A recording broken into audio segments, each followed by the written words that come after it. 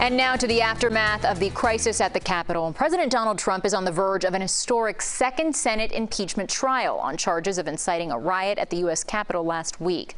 Due to the ongoing threats from the president's supporters, the nation's Capitol is now on high alert and very heavily guarded. CBS 4's Skylar Henry joins us live from Washington, D.C. with more. Skylar.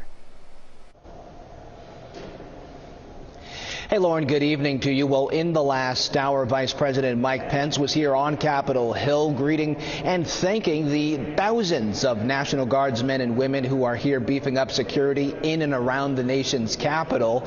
As we still don't know exactly what next week's inauguration will look like, but certainly security is heightened around the district. Also here, we also are waiting to see what will happen with the looming Senate trial. We know that there appears to be at least some infighting among the GOP. Some senators saying that what President Trump did last week was an impeachable offense. Vice President Mike Pence attended an inauguration security briefing at FEMA headquarters Thursday afternoon. We are committed to an orderly transition and to a safe inauguration, and the American people deserve nothing less. Ahead of the inauguration, thousands of armed National Guard troops are posted at the Capitol, with new fences erected and businesses boarded up. CBS News has learned of a new law enforcement bulletin warning that the success of last week's breach could fuel more violence among domestic extremist groups. There must be no violence, no law-breaking, and no vandalism. President Trump released a video Wednesday calling for calm after the House took the historic step of impeaching him for a second time on charges of inciting the U.S. Capitol assault.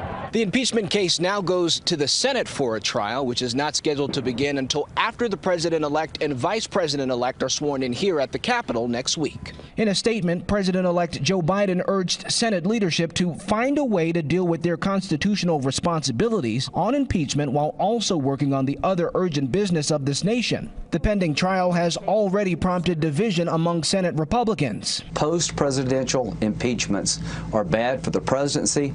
I believe that this president has committed an impeachable offense. Meanwhile, lawmakers have introduced a bipartisan bill to award Capitol Police Officer Eugene Goodman the Congressional Gold Medal for his bravery during last week's attack. The military veteran faced down a large group of rioters and lured them away from the Senate chamber, giving his colleagues enough time to secure the area.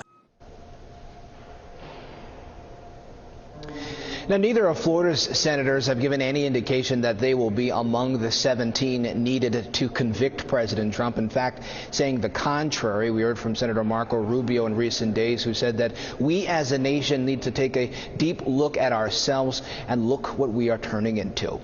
Jim?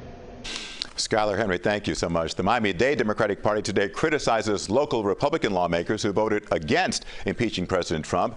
They called out Congressman Carlos Jimenez and Mario Diaz-Balart and Congresswoman Maria Elvira Salazar for voting against the measure to remove the president for inciting an insurrection.